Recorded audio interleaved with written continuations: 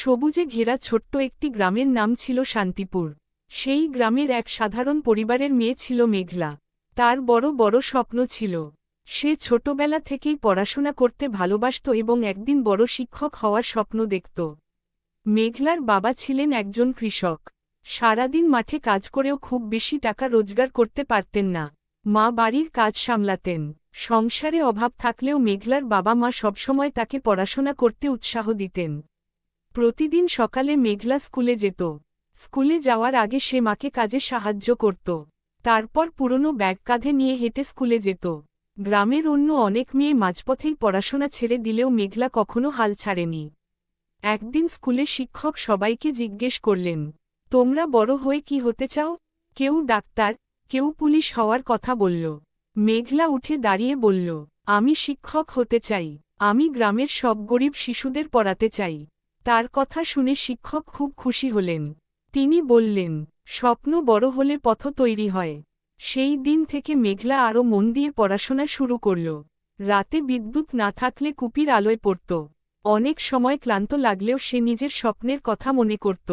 কিছুদিন পর গ্রামের উপর ভয়ানক বন্যা নেমে এল। অনেক বাড়িঘর পানিতে ডুবে গেল। মেঘলাদের অবস্থাও খুব খারাপ হয়ে গেল। তার বাবার ফসল নষ্ট হয়ে যায়। সংসারে অভাব আরও বেড়ে যায়।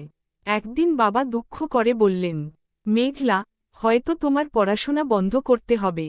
বাবার কথা শুনে মেঘলার চোখে জল চলে এল। কিন্তু সে হাল ছাড়ল না। সে গ্রামের ছোট ছোট বাচ্চাদের পড়ানো শুরু করল। এতে কিছু টাকা আয় হতে লাগল। সেই টাকা দিয়ে সে নিজের বই খাতা কিনত। মেঘলার পরিশ্রম দেখে গ্রামের মানুষ অবাক হয়ে গেল। সবাই তাকে সাহায্য করতে এগিয়ে এল। স্কুলের শিক্ষকও তাকে বিনা খরচে বই এনে দিলেন। সময় যেতে লাগল। মেঘলা মাধ্যমিক পরীক্ষায় পুরো জেলায় প্রথম হল। খবরটি পুরো গ্রামে ছড়িয়ে পড়ল। গ্রামের মানুষ আনন্দে মিষ্টি বিতরণ করল।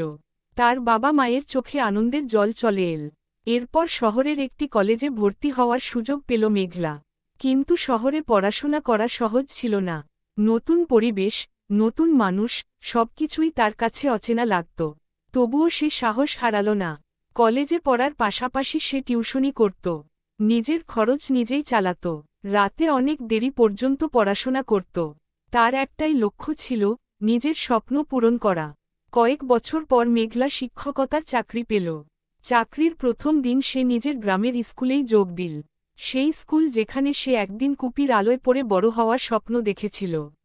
স্কুলে প্রথম ক্লাসে গিয়ে সে শিশুদের বলল, জীবনে যত বাধাই আসুক, কখনো স্বপ্ন দেখা বন্ধ করবে না।